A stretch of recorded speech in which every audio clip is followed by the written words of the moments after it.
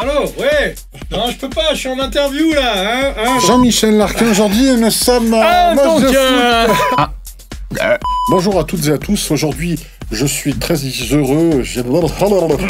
Allez, brum, brum, brum, ça commence déjà bien.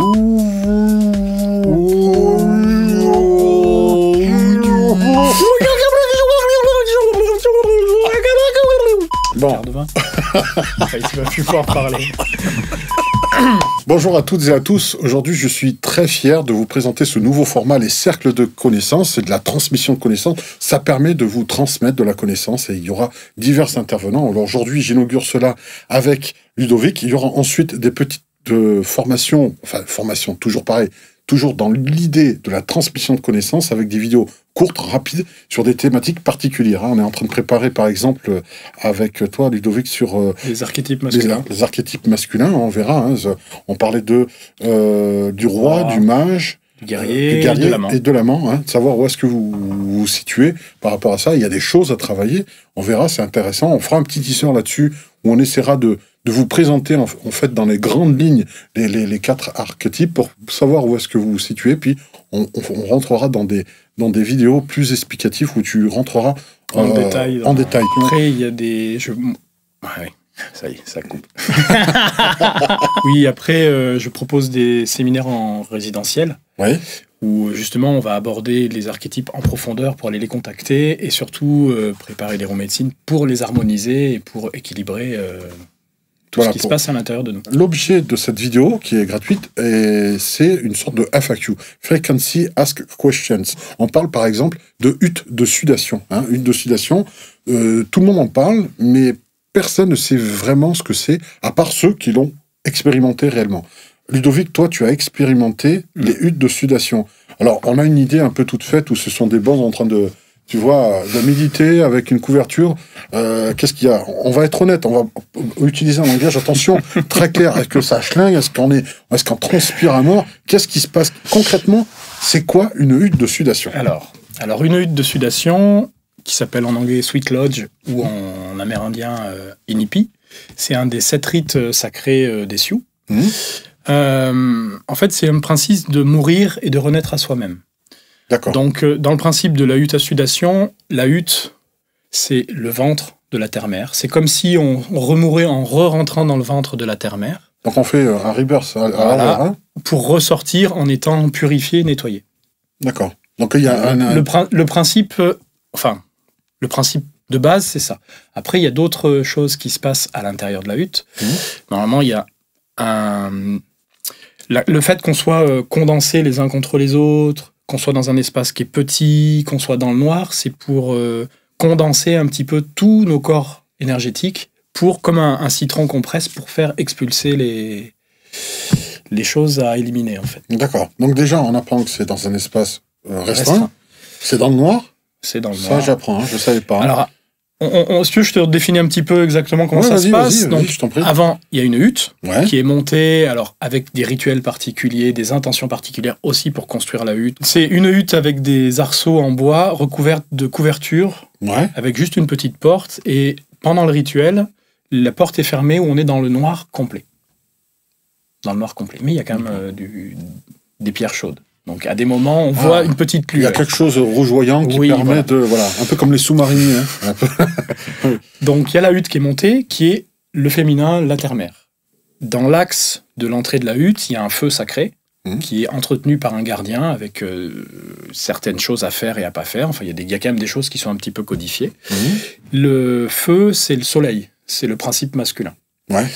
Donc, avant la hutte, on vient autour du feu, ou pour laisser des intentions, ou pour amener des offrandes, pour chanter éventuellement.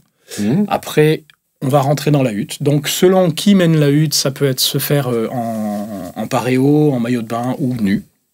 Ça peut se faire oui, ça peut être selon les gens qui mènent la hutte et ce qui se passe. Après, il y a des huttes qui peuvent être que masculines, que féminines ou mixtes aussi. Ça dépend toujours des gens qui mènent la hutte. Qu'est-ce qu'ils ont envie d'amener? C'est pas un club échangiste non plus. On n'a pas le temps pour ça. Il y a une manière de rentrer, il y a certains protocoles pour... Alors, est-ce que là, on est comme le tatami, on fait le salut avant de rentrer? Alors, tout dépend des gens qui mènent la hutte. Dans la tradition Sioux, quand on rentre, on s'agenouille, on se met à la terre et on dit les mots Omitakuye Oyasin, qui veulent dire en Sioux, c'est nous sommes tous reliés. On vient de saluer, on rentre dans la hutte. Là, il y a un emplacement qui est pour des pierres. Tout le monde se met en rang serré les uns contre les autres autour de la hutte, en plusieurs cercles concentriques. Ouais. Après, le gardien du feu amène des pierres chauffées au rouge dans le centre. Il y a un petit centre qui est creusé. À partir de là, il y a un nombre de pierres à amener, il y a plein de choses qui sont ritualisées. Toujours pareil, c'est codifié. Voilà, tout est codifié. Après, la porte se referme, on est dans le noir complet. Et là, la personne qui mène la hutte va jeter des herbes va mettre de l'eau, avant, sur les pierres pour faire de la vapeur. Ouais. Et là, ça va commencer vraiment à chauffer. Donc, on est serrés les uns contre les autres. En même temps, il y a la chaleur qui vient nous oppresser et qui fait que c'est comme si on allait lâcher les scories mentales, énergétiques et tout. On va être condensé. On se retrouve dans une espèce de hammam dans le noir. De hammam dans le noir, serrés les uns contre les autres, où on a l'impression d'étouffer et on peut pas sortir. Parce qu'en fait, dans la hutte... Claustro, là. Faut pas être claustro du tout. Hein. Non, mais justement, ça fait ça fait monter les peurs, comme ça. Donc, oui, ça exorcise certaines choses. Tout à fait. D'accord. Ça amène à se dépasser. Pour venir déjà à la hutte, il y a deux questions qui me viennent à l'esprit. C'est qui les organise. Donc, est-ce qu'il y a un annuaire? Bonjour, je vais chercher à faire une hutte de sudation. Sur la page blanche, on fait comment? Déjà. On pourrait, vous cherchez hutte à sudation, vous allez voir qu'il y a des gens qui en organisent près de chez vous. Sur Internet, d'accord. Ou un peu plus loin. Ouais. Après, ce qui est intéressant, c'est peut-être de rencontrer ces personnes-là. Parce que pour en avoir fait certaines avec différentes personnes. Oui, j'en ai fait avec des hommes médecine des Sioux, enfin Lakota, j'en ai fait avec des femmes médecine au Brésil, et j'en ai fait aussi en France avec plusieurs personnes. Alors ça m'amène à la deuxième question. C'est pourquoi on va chercher à aller dans une hutte à sudation? Quelle a été ta démarche, ta recherche? Pourquoi quelqu'un va vouloir aller dans une hutte à sudation? C'est quoi la démarche? C'est pourquoi? Il y a une démarche de connaissance de soi. Chaque expérience est une initiation. Donc de vivre cette expérience, ça permet de se comprendre et de se connaître à travers cette expérience.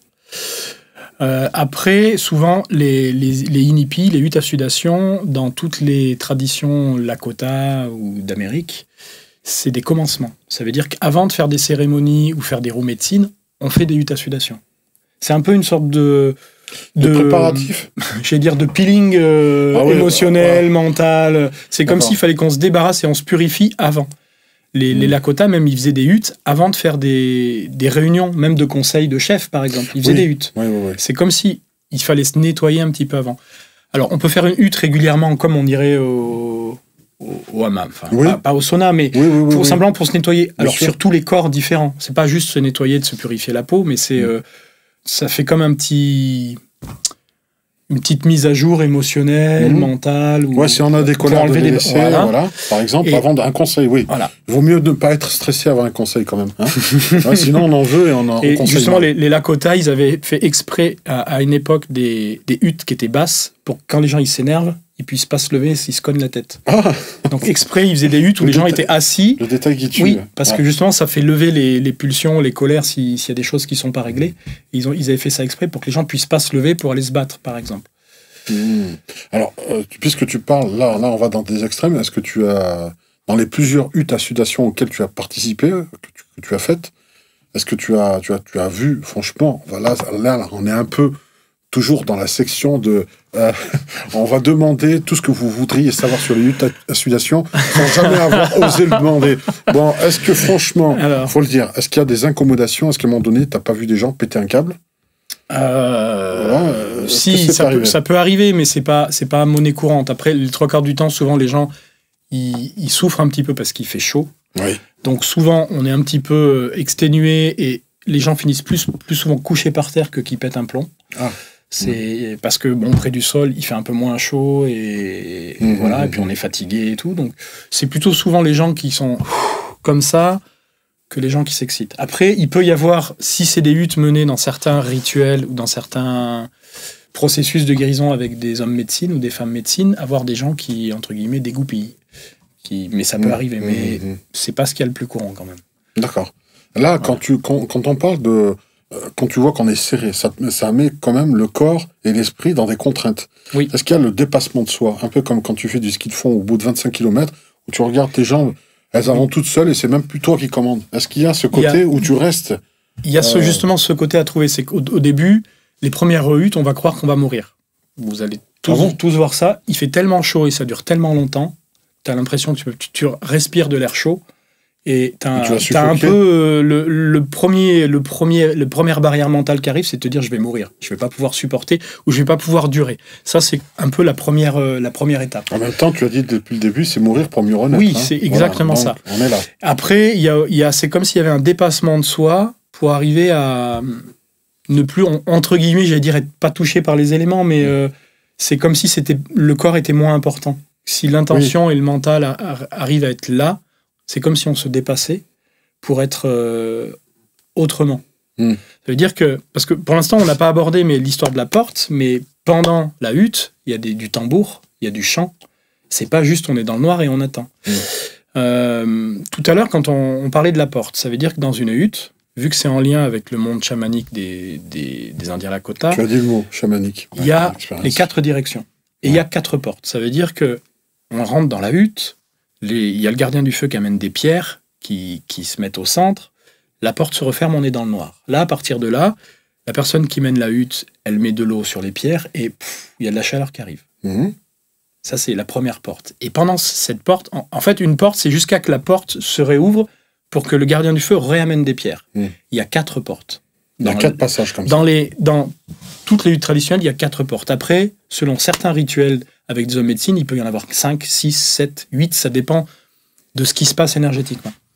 Mais régulièrement, il y a 4 portes. Et une fois que la porte est fermée, il y a quelqu'un souvent qui accompagne l'homme médecine, qui joue du tambour, ou c'est lui ou c'est quelqu'un d'autre, et il y a des chants qui sont là.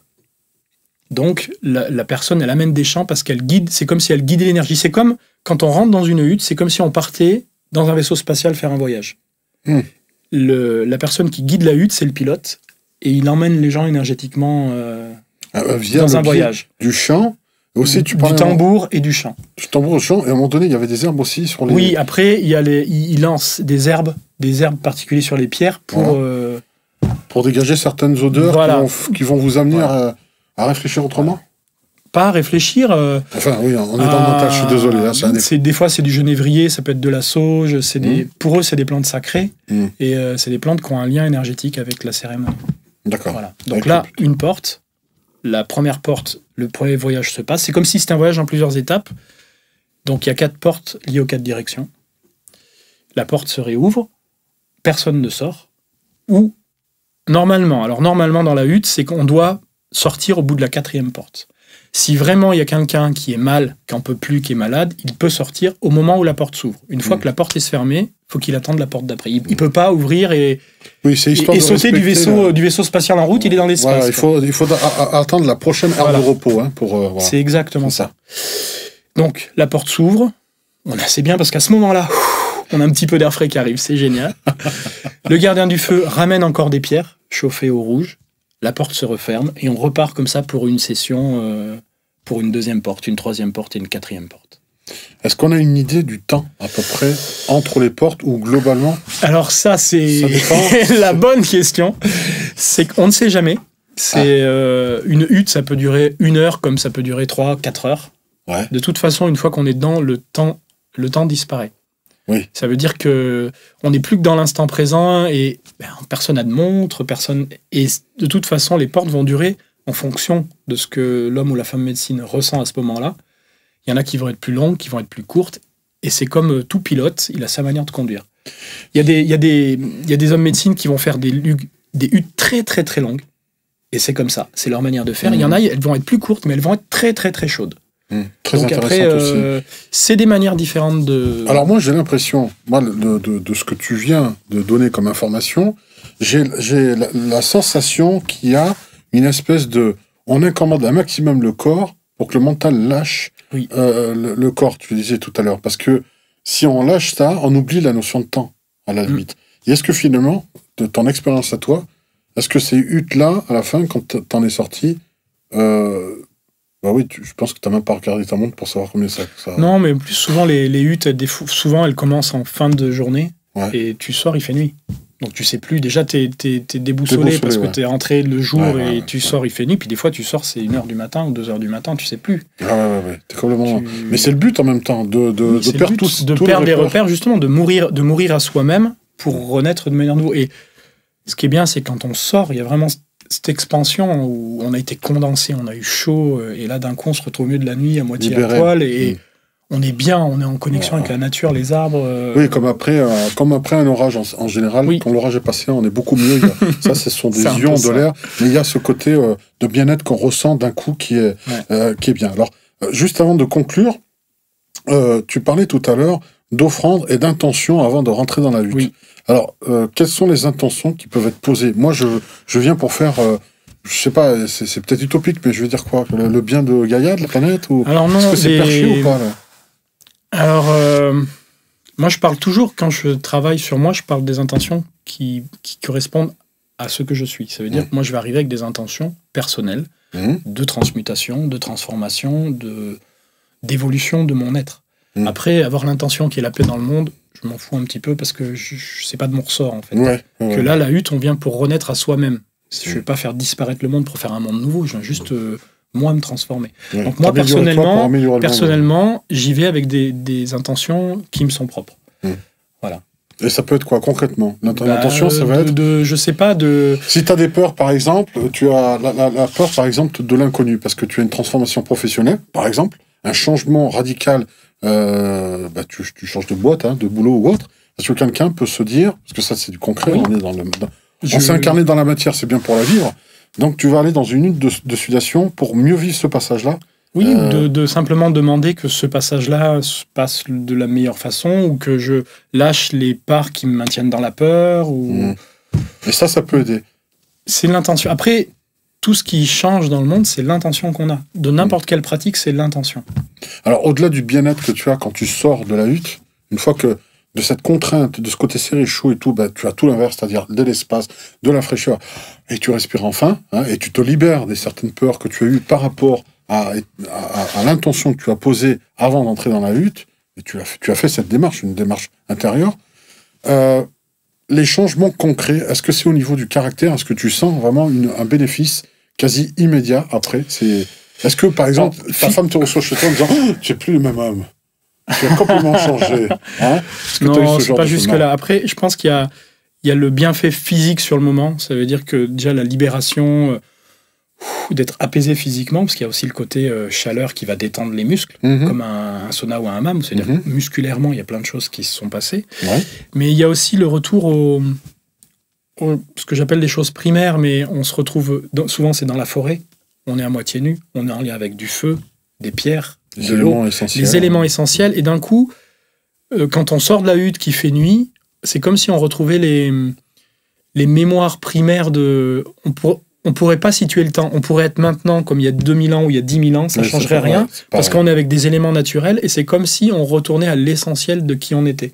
Parce que pendant ce temps-là, on n'a pas eu de portable, on n'a pas eu de boulot, on n'a pas eu de tracas. C'est comme si on avait décroché de tout, mais vraiment, on a décroché de tout, et on se ressent sur les choses essentielles de l'homme, en fait, de la présence à soi-même. Alors ça, c'est plutôt le deuxième effet qui se coule. C'est l'inattendu, ça, ce que tu donnes. On se sera attendu à tout, sauf à se lâcher là.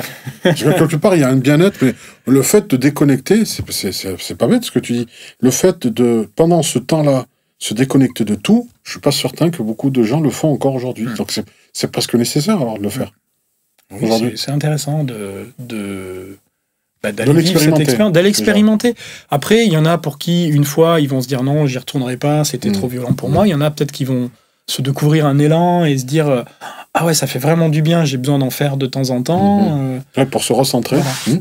D'accord. Alors là, peut-être pour vraiment finir, au niveau des tarifications, est-ce que tu as une idée pour donner un peu, faut pas quand même trop se faire avoir, donner un conseil? Parce que moi, une hutte à sudation à 7 000 €, voilà, avec une elle est en star, or. Elles sont prises dans des qu'on appelle ça, Ah, alors je reviens. Souvent, les huttes, elles sont prises dans un ensemble d'un process. Ça veut dire qu'il y a une hutte avant une roue médecine ou des cérémonies. Pour toi, ça va jamais seul. Ça peut aller seul. En Europe, on trouve souvent des gens qui mènent des huttes toutes seules. Ça veut dire qu'il y a des gens régulièrement, ils vont une fois par mois mener une hutte. C'est très bien, il n'y a pas de souci. Hein. Mais moi, j'ai pas eu trop l'habitude de les faire comme ça. Je les ai plutôt fait dans un contexte, dans une préparation à d'autres cérémonies ou d'autres rituels. Après, juste question comme ça. Le fait d'avoir été préparé comme ça, est-ce que tu as eu vraiment un bénéfice en disant heureusement que j'ai fait la hutte avant telle démarche? Est-ce que ça t'a aidé? Est-ce que concrètement tu l'avais senti Si tu l'as fait, c'est que tu en avais besoin. Mais je pourrais pas te dire parce que c'était tellement particulier ce qui s'est passé après, comme les cérémonies. C'est privé, il veut pas en parler, c'est pour ça. Voilà. Il veut pas. C'est pas grave, vous saurez pas ça. Est-ce que la hutte à sudation, est-ce que tu lâches plus facilement prise lors de ces séances-là? En fait, t'as pas le choix. T'as pas le choix. Parce que si tu résistes, plus tu résistes et plus c'est violent. Donc tu es obligé à un moment donné de trouver comment lâcher prise à l'intérieur, sinon ça va être l'horreur, tu vas lutter, si vous avez du mal à lâcher prise, hutte de sudation obligé, quoi. Hein, on peut conseiller ça. Tout à fait. C'est vrai. Voilà, donc on avait dit au niveau des tarifs. J'ai pas de tarif en tête. T'as pas de tarif, voilà. Est-ce que tu as une fourchette maximale entre 0 et 1 million d'euros? Souvent, les gens qui mènent les huttes, c'est pas des tarifs très très chers. Justement, il faut que ça soit accessible à tout le monde. Si vous trouvez des huttes à 100 ou 200 euros, n'y allez pas. Hein. Non, c'est plutôt un prix participatif pour que la personne elle organise, parce qu'elle amène du bois, elle organise le lieu et tout. Donc, des fois, c'est 10, 20 euros. Tu parlais de cerceaux comme ça, qu'on recouvre et tout. Est-ce que les participants participent à la construction ou pas? C'est un choix, ça aussi. Alors, tu peux devenir un peu l'assistant Tout dépend. Tout dépend, on en revient où vous êtes et avec qui. Il y a des huttes où les huttes sont déjà construites et vous venez juste participer à la hutte. Après, moi, avec des femmes médecines, j'ai participé au montage vraiment de hutte. Et c'est là que chaque cerceau, il y a des intentions à poser. Les bûches, quand on les met dans le feu, il y a des intentions, il y a des appels avec les éléments. Donc tu y mets une énergie. Il y a une énergie déjà dans la préparation. D'accord, voilà. Ok. Ça va loin là. Voilà. Et c'est aussi. Mais après, c'est pour ça que tout dépend de qui mène la hutte et quelle intention est là et quel niveau de conscience est là. Vraiment, là, c'est promis. On conclut avec cette question. Vraiment. Est-ce que tu comptes en proposer, toi, des huttes de sudation? Non. Je ne mène pas de hutte. Je participe à des huttes, mais je ne mène pas de hutte à sudation. Bon, voilà, il n'y aura pas de hutte de sudation, mais vous pouvez rencontrer un jour, dans une hutte de sudation, Ludovic Merlin, à côté de vous. Vous ne pourrez pas discuter le bout de gras avec lui. Ce sera intéressant. On n'aura pas trop le temps de discuter, on va transpirer comme ça. Voilà, j'espère que cette capsule, en fait, sur les huttes de sudation FAQ, plutôt Frequently Asked Questions, qui veut dire en français, voilà, les questions les plus fréquemment posées là-dessus, tout ce que vous vouliez savoir sur les huttes à sudation sans jamais oser le demander, eh bien voilà, on y a... donc pause pipi pendant la hutte à sudation, tu peux pas? Non, tu peux pas. Et moi, j'ai une dernière question. Dis-moi. C'est quand que tu viens avec moi faire une hutte? Alors là... T'as pas envie d'essayer? Si, ça me donne... En plus de tout ce que tu m'as dit, ça me donne vraiment envie. C'est juste que je suis dans l'attirance et en même temps, ça me fait flipper. Tu vois, il y a les deux. Mais justement, c'est le but. S'il faut lâcher, à un moment donné, je lâcherai tout, puis je le ferai. Je ferai tout. Surtout que, comme tu as indiqué, au niveau tarif, que c'est très accessible, et qu'au niveau du temps, c'est pas non plus une retraite qui dure 40 jours. Non, voilà. C'est quelques heures. Quelques heures, voire donc un week-end à s'organiser, c'est pas quand même la mort. Tout le monde peut le faire. Ah non, les enfants, ils peuvent venir aussi dedans. Ah non, c'est vrai? Si. C'est vrai? Oui. Les hommes, ils souffrent moins que les adultes. D'accord, ok. Donc, parce que vu qu'ils sont dans l'instant présent, ils sont beaucoup moins dans le mental. Faut pas les forcer. Par contre, s'ils veulent venir avec vous, faut les laisser faire. Ben voilà. Ça, c'était l'information qui tue. Je savais pas que dans les huttes de sudation, il pouvait y avoir aussi des mineurs, des gens, des enfants. Voilà. Et ça existe aussi. Voilà, si vous avez des questions en particulier, n'hésitez pas à les poser dans les commentaires. Si vous avez n'importe quelle question, je réponds dans la limite de mes connaissances. Voilà. En tout cas, de ton expérience, de ton vécu, de ce que tu as pu expérimenter. Voilà, je vous remercie à tous et une excellente journée. Merci pour cette toute première cercle de connaissances que l'on a fait. Merci, au revoir. Merci, au revoir. Les huttes, elles sont vraiment intégrées dans une énergie qui est vivante. Parce que, tu le sens, toi, en tant que oui, participant, oui, tu le sens. Et puis les entités, elles descendent vraiment. Ça veut dire qu'ils descendent les autres, ils les appellent, puis ils viennent aider à guérir dans la hutte. À guérir? Oui. D'accord, parce que tu peux venir aussi avec une intention de guérir. De transformation. Ouais, transformation, oui, forcément. Purification. Enlever une peur, on en parlait tout à l'heure. Donc voilà. Ça, c'était les petits bonus. On le laisse. Non. Si, c'est fait.